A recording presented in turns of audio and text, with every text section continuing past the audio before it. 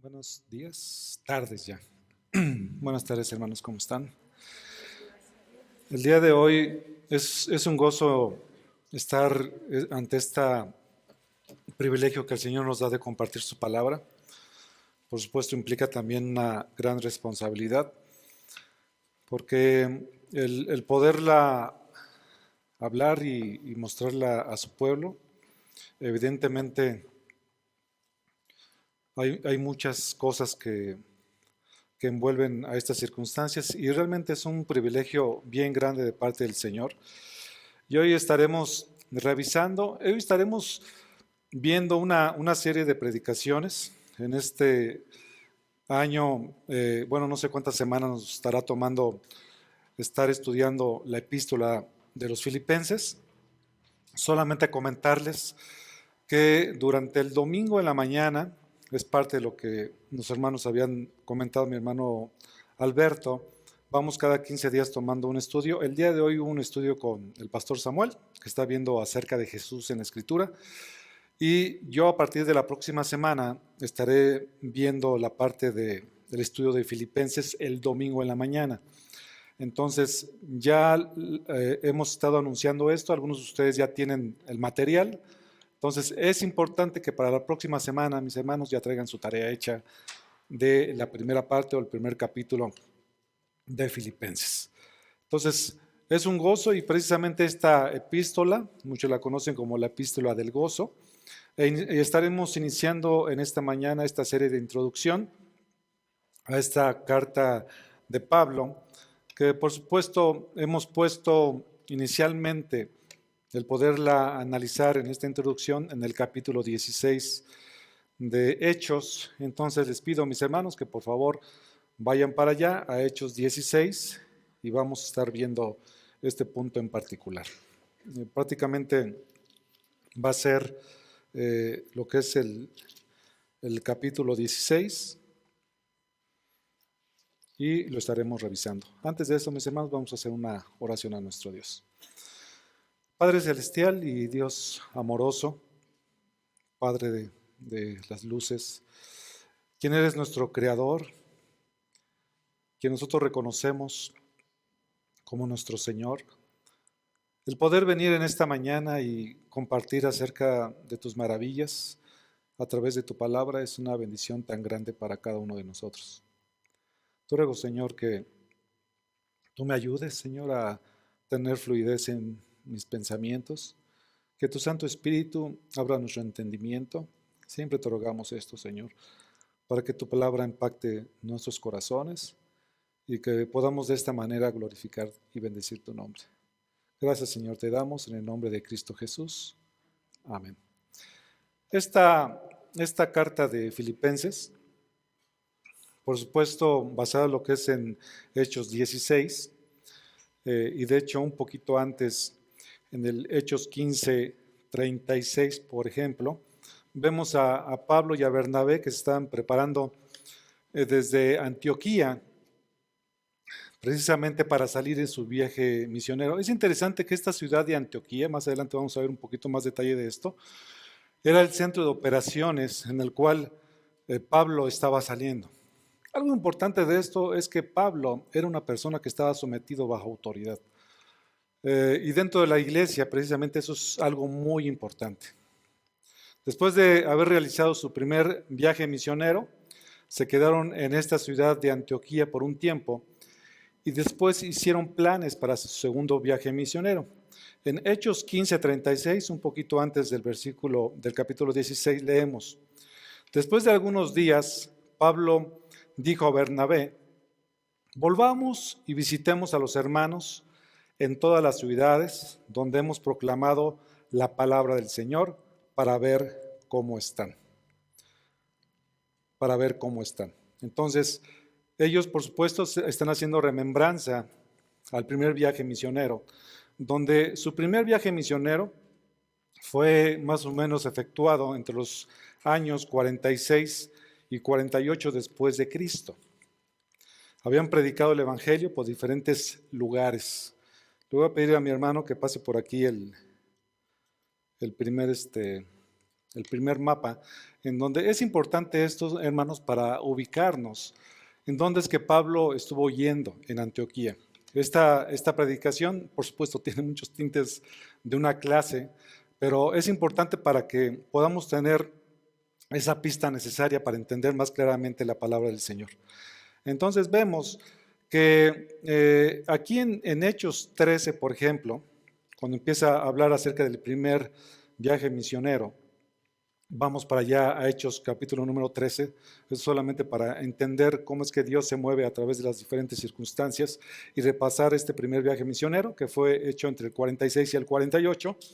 Y en Hechos 13 del 1 al 4 la palabra del Señor dice así: en la iglesia que estaba en Antioquía había profetas y maestros: Bernabé, Simón llamado Níger, Lucio de Cirene, Manaén, que se había criado con Herodes el tetrarca, y Saulo. Mientras ministraban al Señor y ayunaban, el Espíritu Santo dijo: apártame a Bernabé y a Saulo para la obra a lo que los he llamado. Es interesante que vemos en esta parte de la iglesia de Antioquía que Bernabé tenía un nombre más grande que Saulo, que Pablo, por decirlo así. Tenía preeminencia con respecto a la misión que estaban teniendo en este primer viaje misionero. Después esto cambió. Pablo realmente después tuvo una cuestión bien interesante que Dios mismo le dio a él. El versículo 4 dice: ellos pues, enviados por el Espíritu Santo, descendieron a Seleucia y de allí se embarcaron para Chipre. Entonces, en este mapa ven que aquí está Antioquía. ¿Ok? Antioquía es parte de la actual Turquía. De aquí ellos se embarcaron hacia Salamina y que básicamente es la isla de Chipre. Aquí en toda esta isla de Pafos es cuando ustedes recordarán en 13:5 habla acerca de un falso profeta que se les opuso, que es el falso profeta Elimas, también conocido como Bar Jesús. Pablo lo enfrentó y el falso profeta quedó ciego. Ustedes lo pueden verificar en Hechos 13:11. Después de Pafos, ellos embarcaron rumbo a Pergue, de Panfilia. Y aquí en esta parte de Pergue, uno de los ayudantes que estuvieron ahí con ellos fue Juan Marcos. En esta parte de Pergue fue cuando Juan Marcos dijo: pues fíjense que yo ya me voy de la misión que tenemos ahorita y me voy a Jerusalén. Y los abandonó precisamente en la parte de Pergue. De Pergue, ellos suben a Antioquía. Esta es diferente a esta Antioquía de acá. Esta es Antioquía de Psidia, donde normalmente ustedes saben que Pablo lo que hacía era buscar las sinagogas y predicar en las sinagogas de ellos. Y terminando de estarles predicando aquí en Antioquía, las personas que estaban ahí reunidas habían quedado tan impresionadas por la enseñanza del Evangelio que le pidieron y le rogaban a los asistentes que se quedaran aún para el siguiente día de reposo. Recuerden que siempre los días de reposo, que eran sábado, Pablo buscaba las sinagogas y aprovechaba para predicarles lo que es el Evangelio. Eso ustedes lo pueden verificar después en Hechos 13:42. Entonces, al siguiente día de reposo, los judíos, por celo, contradecían los que les decía Pablo. Y en el versículo 46, al ver el rechazo, Pablo les dice: por cuanto me están ustedes no aceptando lo que es el mensaje del Evangelio, dice, yo me voy a los gentiles. Entonces, si leemos Hechos 13:46, dice: entonces Pablo y Bernabé hablaron con valor y dijeron: era necesario que la palabra de Dios os fuera predicada primeramente a vosotros, hablando de lo que son los judíos. Mas ya que lo rechazáis y no os juzgáis dignos de la vida eterna, he aquí nos volvemos a los gentiles. Entonces es un punto muy interesante, porque aquí Pablo está diciendo a los judíos: por cuanto ustedes no escuchan, también el evangelio va a ser predicado a los gentiles. Esta es una cuestión muy interesante, porque entonces es cuando el evangelio llega a todos los gentiles. ¿Quiénes son los gentiles? Evidentemente cualquier otra persona que no sea parte del pueblo judío. Entonces nosotros, los que estamos aquí, no hay ninguno que sea de parte de Israel. Creo que dice esa pregunta: nadie. Entonces todos somos gentiles. Y gracias a que el Señor, dentro de su plan, en esta situación tan importante que vemos aquí en Hechos 13:46, es que ahora el Evangelio nosotros lo podemos tener y ver esto. Y vemos que en el versículo número 48, evidentemente cuando los gentiles que le estaban escuchando a Pablo, dice el 48, oyendo esto los gentiles se regocijaban y glorificaban la palabra del Señor y creyeron cuanto estaban ordenados para la vida eterna. Este versículo es muy interesante porque ellos se regocijaron, los gentiles, finalmente a ellos había llegado la palabra del Señor y creyeron todos aquellos que estaban ordenados para vida eterna. Entonces, la salvación es para aquellos a los cuales Dios apartó y eligió desde antes de la fundación del mundo. Eso es muy importante, es algo que vamos a estar viendo a través de toda la Escritura, cómo el Señor se manifiesta, presenta el Evangelio para todos, sin embargo, solamente reaccionan al Evangelio aquellos que han sido seleccionados por Dios o elegidos por Dios. Después de todo esto, por supuesto, los judíos provocaron una persecución contra Pablo y Bernabé y los expulsaron de la comarca, como dice el versículo número 50. Pero los judíos instigaron a las mujeres piadosas y distinguidas y a los hombres más prominentes de la ciudad y provocaron una persecución contra Pablo y Bernabé y los expulsaron de su comarca. Entonces es algo que estaba pasando en esos momentos. Después de ahí, que está en Antioquía, Pablo y Bernabé se van para Iconio, donde ellos por supuesto entraron y predicaron en la sinagoga y gran multitud de los judíos y griegos creyeron ahí. Hechos 14:1. Después de un tiempo los judíos y gentiles prepararon un atentado para maltratarlos, como vemos en 14:5, y tuvieron que huir a otras ciudades. ¿Cuáles otras ciudades? Pues vemos aquí que son las ciudades de Listra, Derbe,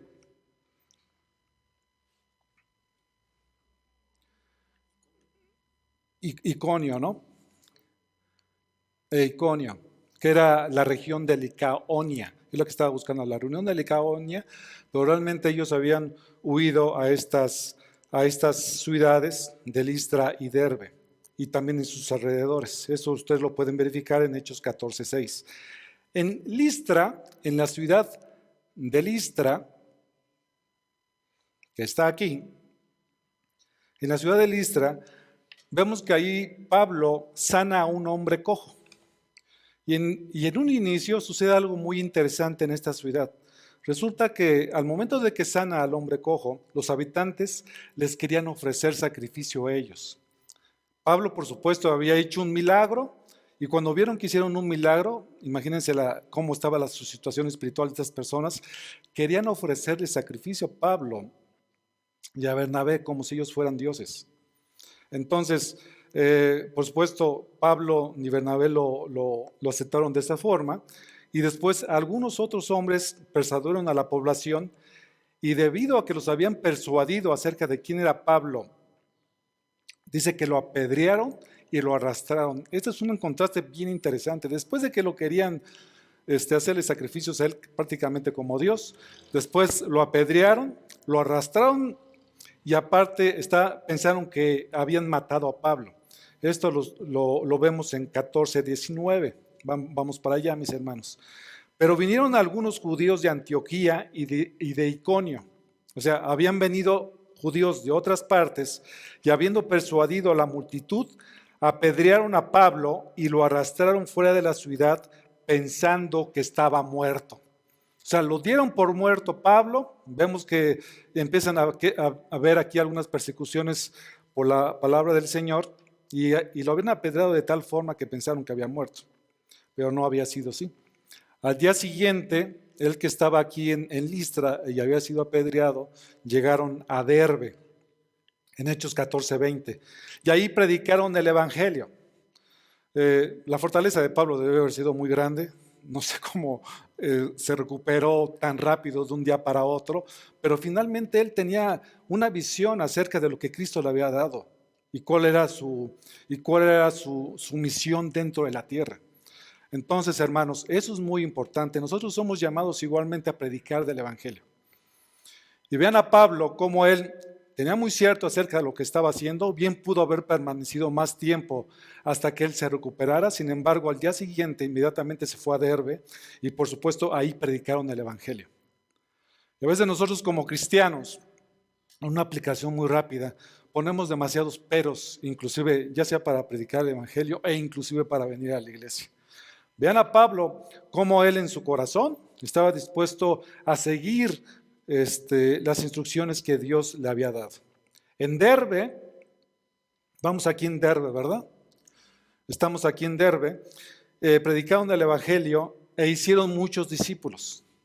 Después de que estuvieron en Derbe, regresaron a Listra, a Iconio, Listra en donde Pablo había sido apedreado y lo dieron por muerto. Él regresó a Listra y después a Iconio. Y lo que estuvieron haciendo ahí, no crean que nada más pasaron por Listra y Iconio, sino que estaban fortaleciendo a los discípulos lo que pasaba ahí, después de lo que él había sucedido, de lo que él había sufrido.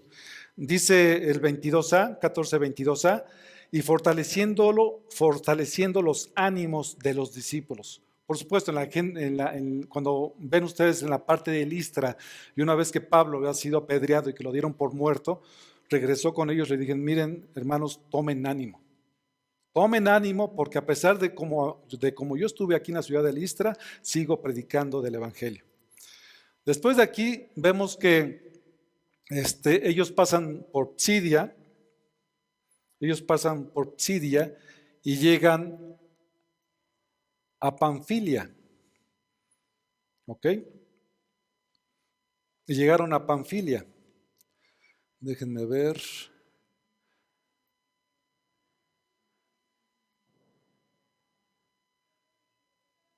Aquí me falta esta parte de Panfilia, pero es esta parte abajo de Listra, que realmente esta de Panfilia, que viene aquí, la parte de Panfilia es una región, ¿ok?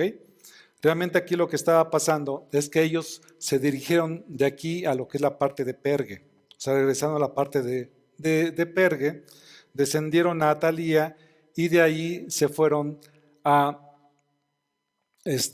Antioquía nuevamente. Entonces, este fue el primer viaje misionero de Pablo, en donde ellos, por supuesto, terminaron su primer viaje misionero. ¿Okay? Entonces, básicamente ustedes, como pueden ver, llegan por Chipre, entran por Perge, van a Antioquía, llegan a Iconio, después pasan por Listra, Derbe, regresan, pasan a Antioquía, después se van a esta parte de Perge y de aquí se regresan nuevamente a Antioquía. Entonces, ese fue el primer viaje misionero de Pablo. ¿Qué fue lo que hizo Pablo cuando llegó ahí a Antioquía? Por supuesto, les dio razón acerca de lo que había pasado. Ese es el primer viaje de Pablo. Ven aquí que hay una flechita que viene de Antioquía y que fueron a Jerusalén. Fue precisamente porque ellos estaban tratando un tema muy interesante e importante también que sucedía con la iglesia, en donde algunos que habían venido y que estaban llegando ahí a Antioquía, estaban diciendo que para que ellos pudieran ser salvos necesitaban ser circuncidados. Entonces, hubo tal situación en cuanto a esta cuestión doctrinal que fue necesario que ellos bajaran a la parte de Jerusalén, en donde fue el primer concilio de Jerusalén. Y ahí fue donde ocupa todo lo que es el capítulo número 15. Después vemos que en preparación a su segundo viaje, el segundo viaje de Pablo fue en los años del 49 al 52 después de Cristo.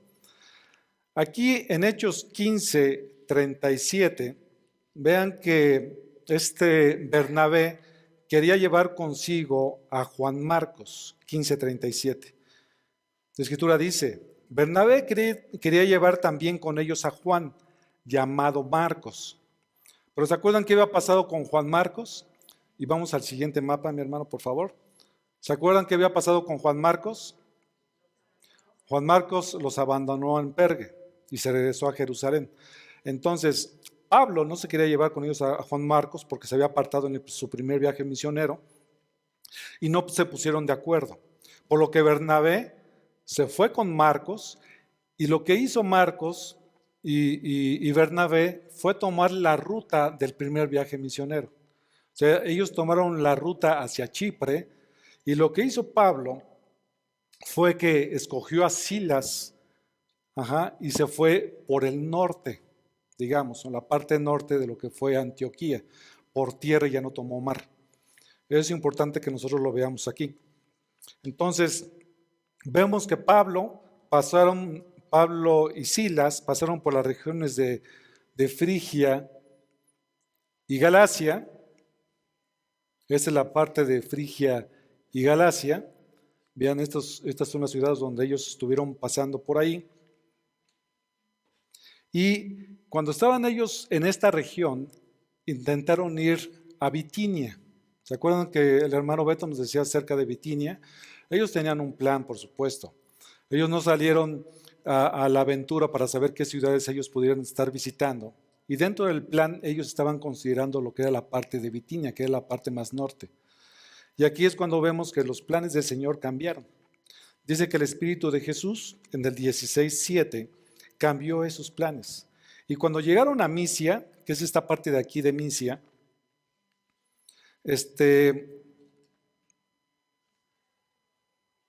dice, intentaron ir a Bitinia, pero el Espíritu de Jesús no se los permitió, en el 16:7. Como no se los permitió, vemos que de Misia descendieron a Troas, en Hechos 16:8, dice, y pasando por Misia, descendieron a Troas. En la noche, Pablo tuvo la visión del varón macedonio, suplicándoles ayuda para que fueran a la región de Macedonia y les ayudaran, en 16:9. Y por la noche se le mostró a Pablo una visión. Un hombre de Macedonia estaba de pie suplicándole y diciendo, pasa a Macedonia y ayúdanos. En el versículo 12, vemos que lo que hicieron ahí es que de esta parte de Macedonia, ellos se fueron, zarparon de Troas y llegaron a Somatrocia y de ahí se fueron a Neápolis, que es esta parte de aquí. Ya en Neápolis, en Hechos 16:12, ellos llegaron a Filipos. Esta fue la parte de Filipos, en donde esta parte que ustedes ven aquí es lo que hoy se conoce como la parte de Grecia. En el siguiente slide, este es un mapa como está actualmente, como está actualmente en nuestro mundo. Vemos que aquí está Turquía. ¿Dónde está Antioquía? Antioquía está aquí. Porque aquí está la isla de Chipre. Entonces, en el primer viaje misionero, ellos bajaron por acá por Chipre. Y en el segundo viaje misionero, Pablo, partiendo de aquí de Antioquía, se fue por esta parte de aquí. Entonces, vemos que el ministerio de Pablo fundamentalmente estuvo en la parte de Turquía y también en la parte de Grecia. ¿Sí lo notan? Estos dos países principalmente, y después vemos que aquí tenemos Roma, en donde Pablo estuvo encarcelado por mucho tiempo. De hecho, desde ahí escribió la epístola de los Filipenses. Algo muy interesante, mis hermanos, es que nuestro Dios, nuestro Señor, siempre tiene un plan en el cual nosotros haríamos bien en estar atentos a lo que Dios nos está indicando. Vemos que Pablo era una persona que pudo discernir acerca de lo que Dios estaba haciendo, porque su idea era llegar a una parte más alta que era ir a Bitinia. Sin embargo, Dios les cambió los planes, no les permitió ir. No dice exactamente qué fue lo que pasó, pero fue lo suficientemente claro para, si puedes regresar a la anterior, por favor. Para en lugar de irse a Bitinia, ellos se fueran a esta parte de aquí, que es la parte de Troas, para que ellos se embarcaran. Y de ahí tuvo la visión del varón macedonio e ir a donde Dios le estaba indicando. Eso es algo muy interesante, mis hermanos, porque dentro de todo esto vemos también la provisión de Dios.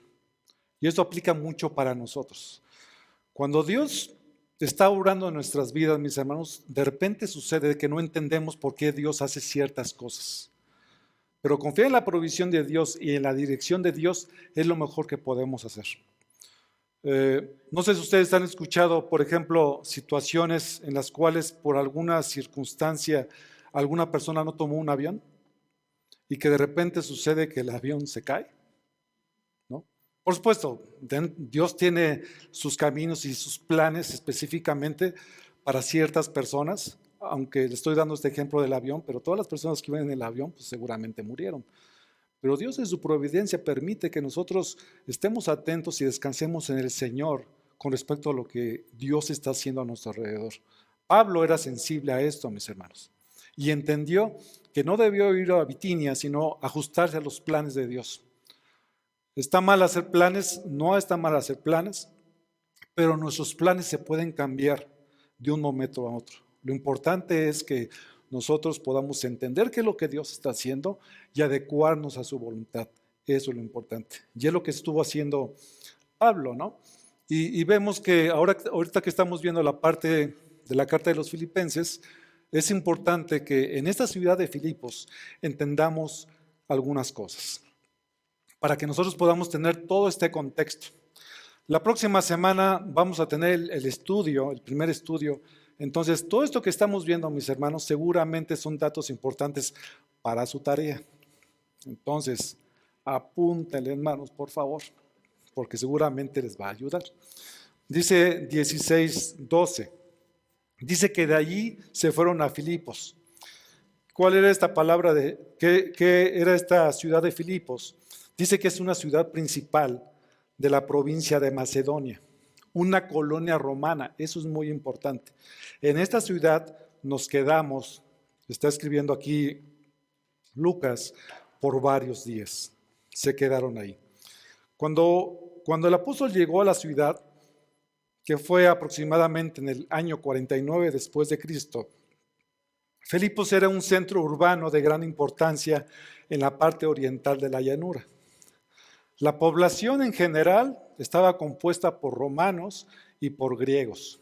Por supuesto, al ser una colonia romana, eso significaba que el idioma oficial, por ejemplo, era el latín. Sin embargo, el griego, especialmente el koiné, era el predominante en la vida diaria y en el comercio. Esta ciudad de Filipos, por supuesto, era muy importante y era muy notable debido a que en esta ciudad había muchas minas de oro. Había minas de oro que estaban ubicadas en las montañas cercanas. Entonces, como vemos aquí en este versículo, era una colonia romana y como tal solían reproducir la forma de vida de Roma. Es decir, tú ibas a Filipos y encontrabas muchas cosas similares a la gente que vivía en Roma. Si tú ibas a Roma en aquel entonces, mis hermanos, era una de las cosas que los romanos vivían y que estaba reproducida en Filipenses, eran las diversiones. ¿Ustedes se acuerdan en qué se divertían ellos? Ya sea en el teatro, en el circo o también en el anfiteatro. En el circo, por ejemplo, se llevaban a cabo carreras o combates de gladiadores. Todos hemos visto películas de gladiadores, ¿no? Y eso también se hacía en lo que era la parte de Filipos. Esta parte de los gladiadores era un espectáculo bárbaro y sangriento que llegó a levantar pasiones desenfrenadas. La sociedad, ¿cómo estaba compuesta la sociedad? Estaba compuesta de tres círculos, digamos. Uno que era los patricios, que eran los de alta posición económica, tenían mucho dinero. También estaban los plebeyos y los esclavos. Había esclavitud en aquel entonces. ¿Cuál era la religión? En los días de Pablo comenzaba a practicarse ya el culto al emperador o el culto a los dioses. Y se rendía culto a ellos, a los dioses, para recibir favores. Esto es muy importante, mis hermanos, porque estas personas, antes de tener una doctrina, ellos no tenían una doctrina definida. Ellos lo que hacían es que escogían a un Dios y a él le ofrecían culto. Y le ofrecían diferentes cosas, ¿no? Y si por alguna razón Eso lo explicaba en el estudio de ayer. Y por alguna razón le rezaban a un Dios o le pedían a un Dios y ese Dios no les concedía lo que les estaba pidiendo, ¿qué creen que hacían? Cambiaban de Dios, ¿no? Y ya le rezaban a otro Dios, oraban a otro Dios hasta encontrar lo que ellos le estaban pidiendo, ¿no? Entonces era una cuestión de culto, no tenían una doctrina realmente en ellos, sino que iban cambiando. Esto me hizo recordar mucho la parte cuando yo era católico, que de repente hay personas que le rezan a ciertos santos o a ciertas vírgenes, ¿no? Si de repente hay una persona que quiere casarse, ¿a qué santo le rezan?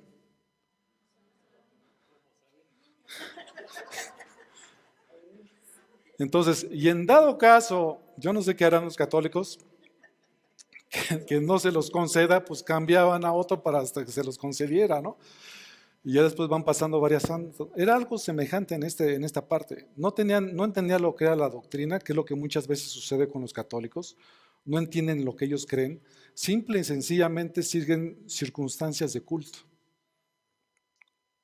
nada más. No entienden lo que dice la palabra del Señor. Entonces, cuando venimos a la palabra del Señor y entendemos las doctrinas, es cuando empezamos a conocer verdaderamente a Dios. Y Pablo, por supuesto, lo que le estaba llevando a ellos era la doctrina acerca de quién era el verdadero Dios. Dicen que los griegos, por ahí escuché en algún momento, tenían más de 2 millones de dioses. Y esta era la situación, que ofrecían a culto, iban cambiando de acuerdo a esa divinidad. Entonces, en cada ciudad había varios templos y lugares dedicados a alguna divinidad romana o griega. Y antes de tener los templos, se practicaban el culto en los bosques sagrados, que poco a poco fueron sustituidos por algunas edificaciones. Cada divinidad tenía su propio sistema de culto. Había una forma en que tú tenías que acercarte a ellos, algunos de los cuales practicaban perversidades, como las bacanales en honor a Baco, con ingesta de vino hasta embriagarse, y la prostitución sagrada en honor de deidades especialmente femeninas. Entonces, cada forma en que alguien quería adorar a una determinada deidad tenía sus reglas, y la gente, por supuesto, las hacía. Pero como ustedes pueden ver aquí, era una cuestión, y lo que estaba viviendo el pueblo de los filipenses, tremendamente fuera de lo que Dios estaba diciendo. Entonces, este era el contexto histórico, cultural y religioso de Filipos, y es ahí precisamente donde llegaron Pablo, Silas y Timoteo. Versículo número 13, 16-13, dice que, y en el día de reposo, salimos fuera de la puerta a la orilla de un río, donde pensábamos que habría un lugar de oración. Nos sentamos y comenzamos a hablar a las mujeres que se habían reunido. Entonces, quiero que noten, mis hermanos, que por ejemplo, regresando un poquito con respecto a Timoteo, porque es un nombre que se agregó aquí, que vemos que Pablo, en el versículo número 1, dice que llegó también a Derbe y a Listra, y estaba allí cierto discípulo llamado Timoteo, hijo de una mujer judía creyente, pero de padre griego, del cual hablaban elogiosamente. Entonces vemos que Timoteo también estaba incluido en este segundo viaje. ¿Ok?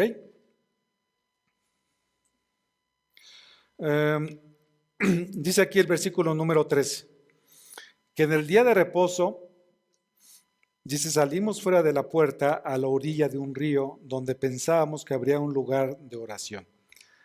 Cuando ellos llegaron a Filipos, tomaron algunos días.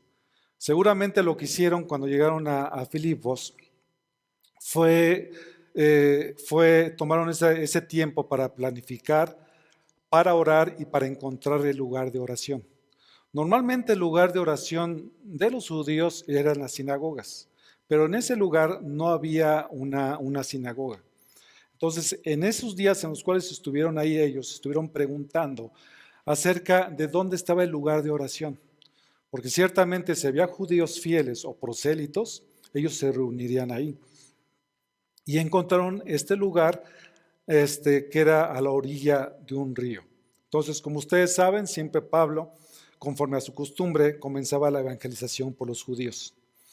No sabemos si todas las personas que estaban allí reunidas eran judías o si había algún gentil, pero es evidente que esas personas que estaban allí eran temerosas de Dios, en el sentido que estaban buscando un lugar de oración y en donde también se pudiera conocer un poco más de la palabra de Dios, ¿no? Entonces, la ausencia de los hombres es interesante porque aquí dice la palabra del Señor que había mujeres que se estaban reuniendo ahí. La mayoría de las personas que estaban ahí eran mujeres, porque una posibilidad por la cual no había tantos hombres es que al ser una colonia romana, pudo haber expulsado a los judíos, como había dicho el emperador Claudio en Roma. Entonces es muy probable que los hombres hayan sido expulsados. Muy bien, hermanos. Entonces, aquí en esta iglesia, yo sé que la mayoría son mujeres. Aquí no se ha expulsado a ningún hombre, mis hermanos. En aquel entonces sí se habían expulsado a los hombres, entonces la mayoría de ellas eran mujeres. Y vemos que las mujeres recibieron con agrado a los cristianos. Y lo que hicieron Pablo y los que iban con él es que sentándose, como era la costumbre de los maestros, comenzaron a predicarles el evangelio. Era un grupo pequeño, pero suficiente para oír con interés el mensaje de Pablo y sus compañeros. Les traían el mensaje de salvación y de esperanza, ni más ni menos. Tal vez el mensaje fue sencillo, basándoles en presentarles a la persona y la obra de Jesucristo. En Hechos 16:13 y en el versículo 14 específicamente, entre las personas que estaban reunidas a la orilla, estaba una persona, una mujer de nombre Lidia. Y dice el versículo 14, y estaba escuchando cierta mujer llamada Lidia de la ciudad de Tiatira, vendedora de telas de púrpura, que adoraba a Dios, y el Señor abrió su corazón para que recibiera lo que Pablo decía. Vemos que esta mujer Lidia, su lugar de procedencia era Tiatira, de una ciudad de Lidia. Hay algunos comentaristas que dicen que realmente Lidia no era su nombre, sino que más bien era conocida por la ciudad donde ella provenía. Acuérdense que estaba en Filipos, sabían que había una mujer que provenía de Lidia y probablemente, mis hermanos, su nombre no era Lidia, sino que era una persona que venía de Lidia. Y esto sucede, por ejemplo, cuando nosotros vamos a otras partes de la República, en donde nos conocen por diferentes, que nos pudieran conocer de una forma diferente. Si te vas al norte, a los de la Ciudad de México, normalmente se les conoce como chilangos, ¿no? Así nos dicen. Entonces, si nosotros vamos a una región, probablemente digan ese tipo de cosas. Entonces, en el caso de Lidia, probablemente pudo haber sido así, o realmente la otra posición es que su nombre haya sido Lidia. Hay algunos que creen que realmente ustedes se acuerdan que había un problema entre dos mujeres, en Filipenses lo menciona, Evodia y Síntique, y algunos piensan que alguna de estas personas era Lidia, ¿no? Probablemente, no lo sabemos, no hay una claridad al respecto, pero hay una posibilidad. Entonces, vemos que ahí estaba esta persona Lidia, que nos vamos a referir de esta forma, y Lidia vivía en la República también de Turquía. Nos podemos regresar al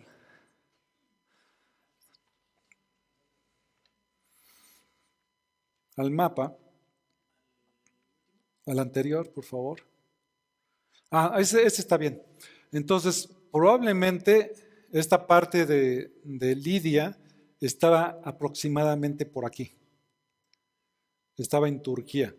Y de ahí pudo haber provenido esta Lidia, o más bien de ahí era Lidia, ¿no? Entonces, en esta parte de Tiatira había una fuerte industria dedicada a la púrpura, donde ella era oriunda, y por supuesto a eso se dedicaba. Y esto era una tintura de color violáceo procedente de moluscos muy específicos. Y la púrpura se cotizaba a precios muy altos por lo trabajoso de su elaboración, precisando a veces 10,000 moluscos para conseguir un solo gramo de esa tintura. Entonces, realmente era muchísimo trabajo. Por supuesto, solamente podían conseguir la púrpura aquellos que tenían un poder adquisitivo muy alto, era un artículo de un alto lujo, y el comercio que ella exigía tenía una importancia muy grande en la capital. Entonces, las telas teñidas de púrpura eran utilizadas por los emperadores y gentes de la alta nobleza. No cualquiera persona podría tener una vestimenta de este tipo. Esta mujer, por supuesto, Lidia, pertenecía a una clase adinerada alta. O sea, Lidia era una persona realmente con recursos, porque se dedicaba a esto. No era una persona que tenía poco dinero, sino que era adinerada. Y aparte de eso, Lidia tenía una casa muy grande. Era lo que podemos decirle Lidia. Entonces, la condición espiritual queda reflejada en el detalle que apunta Lucas, que era una mujer que adoraba a Dios. O sea, Lidia era una persona que buscaba a Dios. Muy probablemente sería una prosélita. Una persona prosélita es aquella persona que había abrazado en algún momento la religión judía. Entonces, aquellas personas que no eran judíos y que se hacían de la parte de los judíos se les llamaba como prosélitos. Entonces, Lidia pudo haber sido esa persona que realmente había escuchado acerca del Dios del Antiguo Testamento y ella había creído en algún momento, ¿no? Y muy probablemente, por cuanto era una prosélita de Tiatira, allí en esta parte que le estaba comentando de Tiatira, había una numerosa colonia judía y había emigrado, digamos, Lidia hacia la ciudad de Filipo. Entonces, y por ellos, por los judíos, había aprendido quién era Dios y le reconocía como el único Dios verdadero. Lidia sabía que el único Dios verdadero venía a través de las Escrituras, ¿no?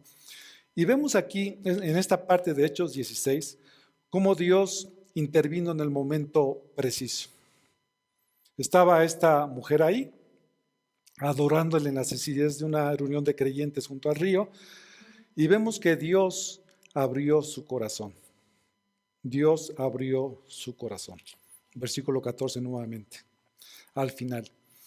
Dice que adoraba a Dios y el Señor abrió su corazón para que recibiera lo que Pablo decía. Esto es algo muy importante. ¿Quién abrió el corazón de Lidia para que entendiera el Evangelio? Dios mismo. Y es lo que Dios hace con las personas. Es lo que Dios hizo con nosotros.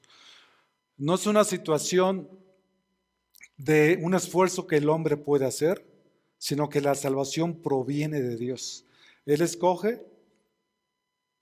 nos escoge desde antes de la fundación del mundo. Él dentro de su plan nos pone en diferentes circunstancias en las cuales nosotros podamos estar expuestos al Evangelio, y por la obra del Espíritu Santo, Dios obra en nuestros corazones y nos transforma y nos cambia. Y esto fue lo que pasó con Lidia. Y de esta forma nosotros podemos ver que se había producido la primera conversión en Europa a través de Lidia. Y es interesante notar que el Espíritu había prohibido a Pablo que no fuera hacia Asia Menor. ¿Se acuerdan ustedes a Bitinia? Sin embargo, esta mujer Lidia era de esa zona. Es importante cómo dentro de los planes y cómo Dios se está moviendo, ¿no? Y esta mujer había sido de esa parte de Asia Menor. Como cristiana convertida, ¿qué fue lo que hizo esta Lidia una vez que recibió a Cristo en su corazón y creyó en Él? Dice el versículo número 15, cuando ella y su familia se bautizaron, o sea, habían creído por la palabra de Pablo, ¿qué fue lo primero que ellos empezaron a hacer? Dice que se bautizaron. Es una ordenanza que Cristo había establecido en Mateo 28, 19. Ven la conversión de Lidia. Es muy importante, mis hermanos, porque cuando nosotros entendemos quién es el Señor y cómo es que Él nos salvó, inmediatamente somos impulsados a hacer la voluntad de Dios y a obedecer sus mandamientos. Hay dos ordenanzas bien específicas dentro de la Escritura. Una de ellas ya lo vimos, que es el bautismo, y otro es la Santa Cena. El bautismo se efectúa solamente una vez. Lidia, en todo lo que Pablo les estuvo predicando, incluía la parte del bautismo. Y había sido tanto el impacto de la transformación del mensaje que ella había recibido que en ese momento dijo: yo quiero ser bautizada. Así que, ¿se acuerdan ustedes como el etíope? Exactamente fue lo que pasó con ella. Una vez que ella había creído, a lo mejor no entendía muchas cosas, pero ella sabía que algo había pasado en su vida y quiso obedecer a Dios. Dice el versículo 15, cuando ella y su familia se bautizaron, nos rogó diciendo: si juzgáis que soy fiel al Señor, venid a mi casa y quedaos en ella. Y nos persuadió a ir. Estos primeros pasos de Lidia implican varias cosas. Una es que quiso obedecer al Señor. Y la otra cosa que estaba pasando con Lidia es que ella estaba también poniendo a la orden del Señor sus propios dones. Era una persona bastante generosa. Esta parte cuando dice que Lidia: si juzgáis que soy fiel al Señor, venid a mi casa. Esta no era una situación que fuera una circunstancia en la cual ella estaba tratando de manipular al apóstol Pablo y a los demás. Lidia sabía que tenía una casa muy grande y sabía que ella podía hospedar a Pablo y a los que venían con él. Entonces Pablo, lo que está diciendo aquí Lidia a Pablo y a todos los que venían con él: si ustedes están, si yo puedo confirmar y ustedes están compartiendo lo que es la palabra del Señor y yo he creído, por favor, ya que soy una verdadera creyente en el Señor, por favor vayan a mi casa que yo los quiero hospedar. Era un corazón realmente dado al Señor, que entendió qué es la salvación tan grande, e inmediatamente al saber que ellos eran extranjeros de ahí, les digo: vénganse a mi casa, yo los hospedo. Eso es un impulso. Y eso es algo que también debe de existir entre nosotros, la hospitalidad. Entonces Lidia tenía una expresión de un corazón hospitalario, como tiene que ser todo el corazón de aquel que tiene a Cristo Jesús en sus vidas. Esto para mí, mis hermanos, fue algo bien significativo, porque nosotros como cristianos, al momento de que conocemos a otros cristianos, tenemos que tener esa capacidad de hospedar a los hermanos que puedan venir a nuestras casas.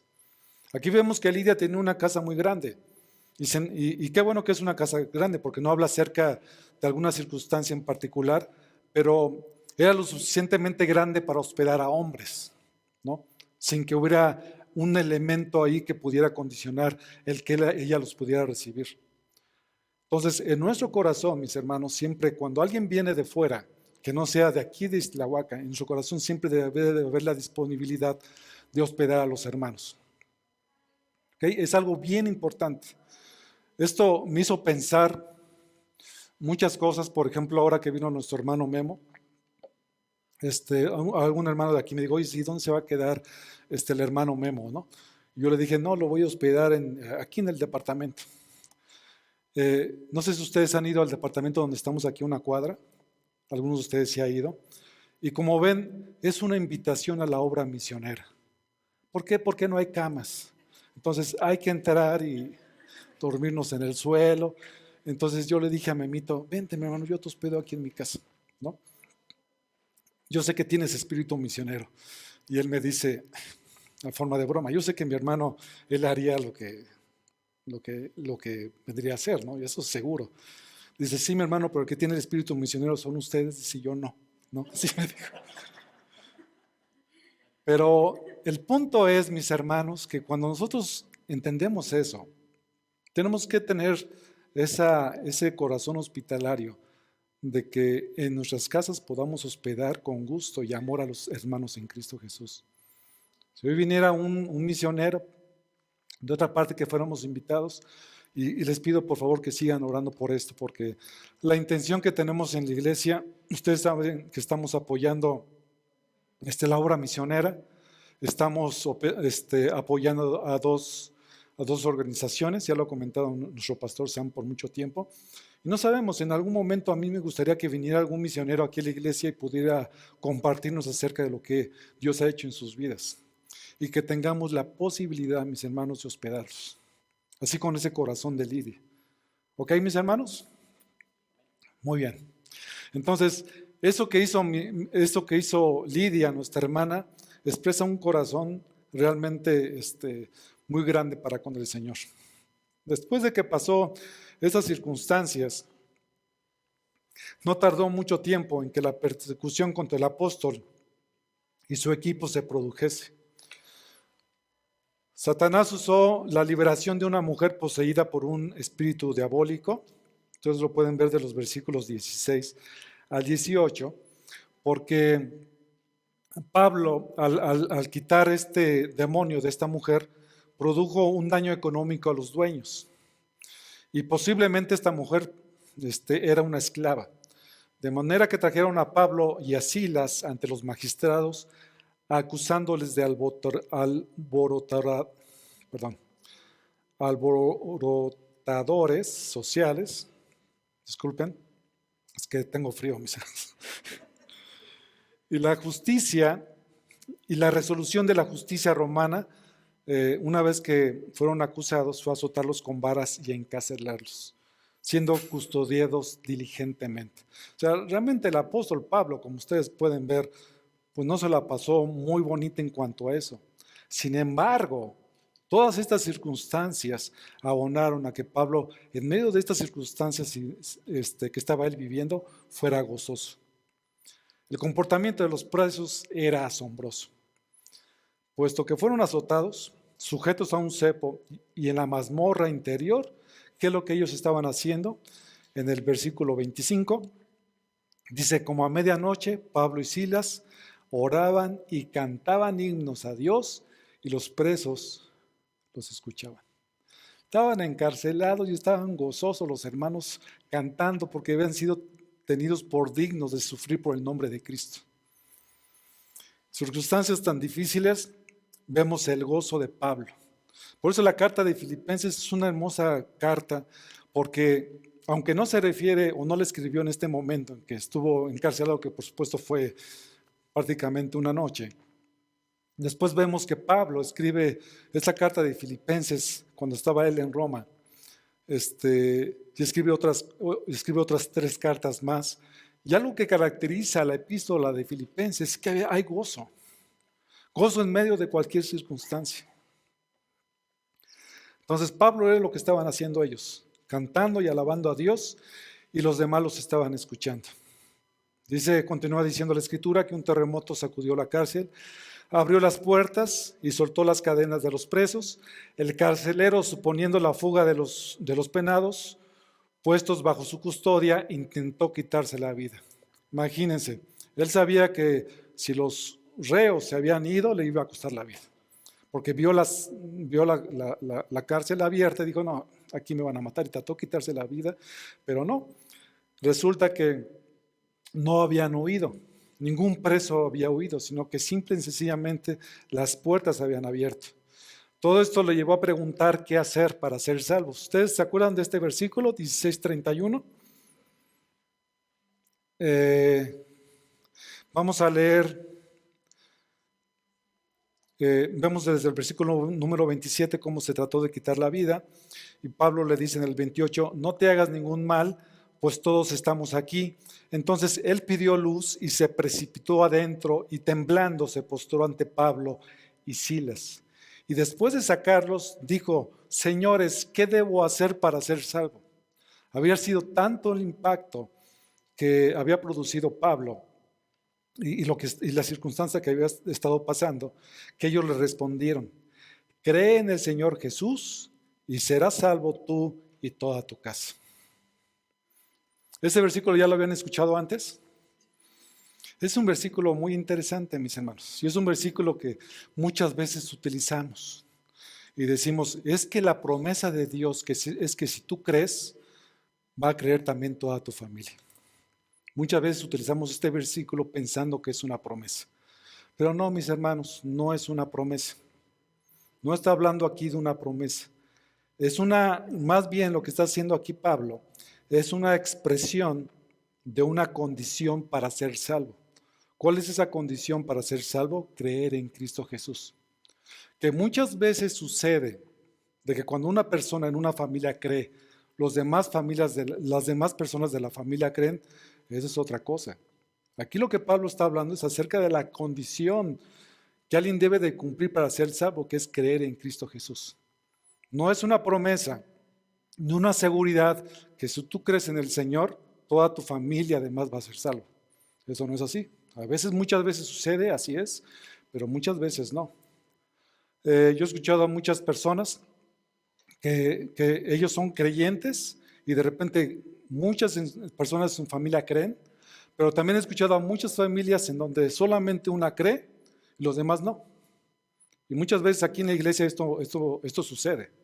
Entonces dices, bueno, ¿qué pasa con Hechos 16:31? No se está cumpliendo esa promesa en mí.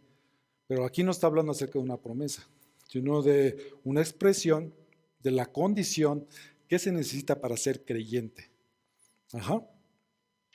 Entonces, a la conversión siguió la instrucción y luego el bautismo, quedando establecido en Filipos un grupo pequeño de creyentes que era la base de la iglesia que se establecía en la ciudad.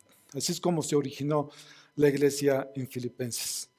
Ya casi para terminar, mis hermanos, ¿dónde y en qué fecha se escribió la carta de los Filipenses? Esta se conoce como una epístola de la cárcel, donde, una de las epístolas de las prisiones, en donde tenemos otras cartas como son Colosenses, Efesios y Filemón.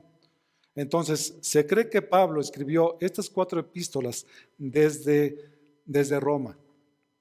Hasta finales del siglo XVIII, la iglesia reconoció que las 4 epístolas de la prisión fueron escritas durante el cautiverio del apóstol en Roma. De hecho, el libro de Hechos termina con Pablo que estaba preso. En ese momento, de este libro de estos capítulos de Hechos, que es el capítulo 28, versículos de 14 al 31, específicamente el capítulo 28, es donde Pablo seguramente escribió estas cartas. Entonces, la evidencia de que Pablo escribió Filipenses desde Roma es notable por diferentes palabras que utiliza Pablo durante la carta. Por ejemplo, en Filipenses 1:13 habla acerca del pretorio, en Filipenses 4:22 de la casa de César. Entonces, hay diferentes elementos que nos ayudan a ver esto. ¿Cuáles son las otras 2 partes donde piensan que a lo mejor se pudo haber escrito la epístola de los Filipenses? Es en Cesarea y en Éfeso. Sin embargo, hay circunstancias para que nosotros podamos confiar en que estas cartas realmente se escribieron desde Roma. Entonces, dado que Roma se ajusta a los hechos de que se conocen del cautiverio de Pablo, mientras que Cesarea y Éfeso no hay motivo para rechazar la idea tradicional de lo que el apóstol escribió en Filipenses cerca del final de su primer cautiverio en Roma. ¿Cuándo se escribió Roma? Aproximadamente en el año 61 después de Cristo. Entonces, recapitulando un poquito las fechas. El primer viaje misionero fue del 46 al 48 después de Cristo. El segundo viaje misionero del 49 al 52 después de Cristo. El tercer viaje misionero del 53 al 57 después de Cristo. El encarcelamiento de Pablo fue del año 59 al 61, o también hay otros que dicen que del 61 al 63, y esta epístola de los Filipenses se escribió por ahí del año 61. Muy bien, espero que hayan apuntado estas fechas porque va a venir en el examen de la próxima semana. Posiblemente, mis hermanos, no se crean, no va a haber examen, porque dicen, no, entonces mejor no voy al estudio. No, mis hermanos. Solamente quiero decirles cómo fue para que se sitúen en las fechas. Entonces, Pablo debió haber escrito Filipenses por ahí del año 61 después de Cristo. Y después de este encarcelamiento, hay los suficientes elementos para pensar que Pablo fue liberado, pero después nuevamente fue encarcelado y posiblemente fue muerto cuando estaba como emperador Nerón, que fue entre el año 67 y 68 después de Cristo. ¿Ok? Solamente para que tengan ustedes esta parte. ¿Cuál fue el propósito por el cual se escribió la carta de Filipenses? ¿Cómo vamos en tiempo? ¿Mi pastor? ¿En serio? Ya me tardé, Toñita. Discúlpeme, por favor. Esto es importante, mis hermanos. Ya nada más déjenme terminar. Se me fue muy rápido el tiempo. Discúlpeme. Entonces, ¿cuál fue el propósito de que escribió la carta a los filipenses? Resulta que un día, cuando Pablo estaba en la cárcel, recibió una agradable visita. Esta visita era de Epafrodito, unos líderes de la iglesia de Filipos, que habían sido enviados a Pablo como delegado de tal iglesia, y traía consigo un generoso donativo de los filipenses. Por supuesto, cuando llegó Epafrodito con esta ofrenda que Pablo agradeció, Epafrodito le dio algunas cuestiones que estaban pasando en la iglesia de Filipenses, y esto fue lo que hizo que Pablo escribiera esta carta hacia ellos, ¿no? Entonces, básicamente el contenido de la carta, vamos a verlo rápidamente en 4 puntos, es un agradecimiento por las ofrendas que ellos habían enviado, a pesar de que la iglesia de los filipenses era una iglesia pobre. ¿Se acuerdan ustedes en 2 de Corintios 8, hablando acerca de las iglesias de Macedonia, que de su profunda pobreza ellos habían ofrendado? Entre ellas estaba Filipenses, y más bien era Filipenses. Entonces la iglesia de Filipos era una iglesia, por supuesto, muy generosa. A pesar de lo poco que tenían, ellos se daban. 2, es hacer algunas orientaciones para la vida espiritual de los hermanos que estaban en la iglesia de Filipos. Número 3, era advertirles de los peligros de los falsos maestros. Número 4, es exhortar el gozo en el Señor. Acuérdense que la epístola de Filipenses se le reconoce como la epístola del gozo. Y también otro de los propósitos era recomendar a Epafrodito para que sea recibido cordialmente entre ellos. Entonces, esta parte del gozo, por ejemplo, dice MacArthur, es la firme convicción de que Dios controla de manera soberana los sucesos de la vida para el bien del creyente y para gloria de Él, y está al alcance de todos los que lo obedecen. De hecho, Dios les ordena a los creyentes que nos regocijemos.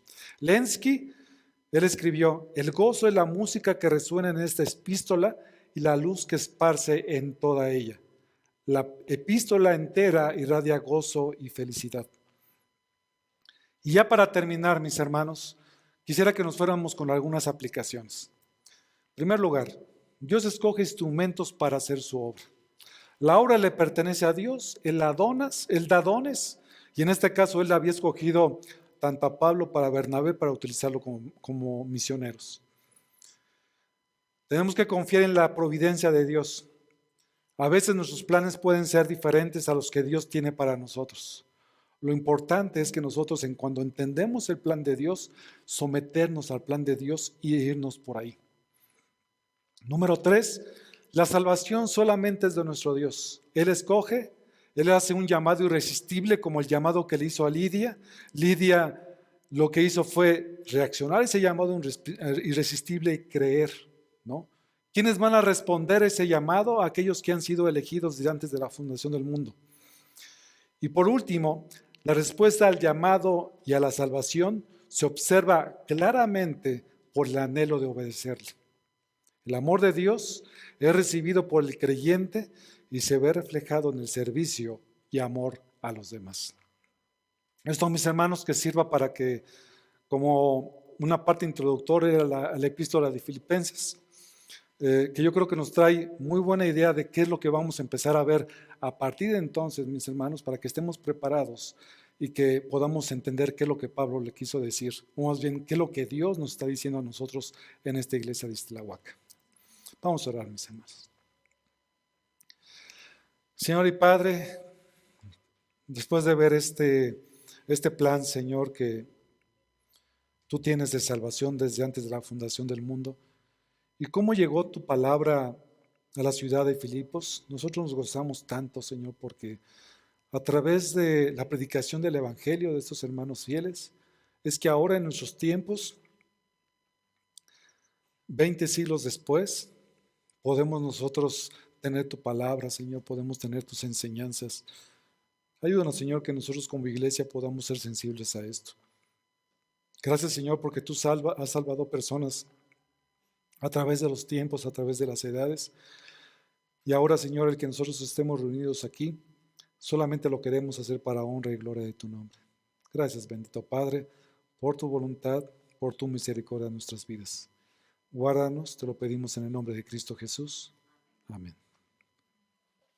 Muchas gracias, mis hermanos.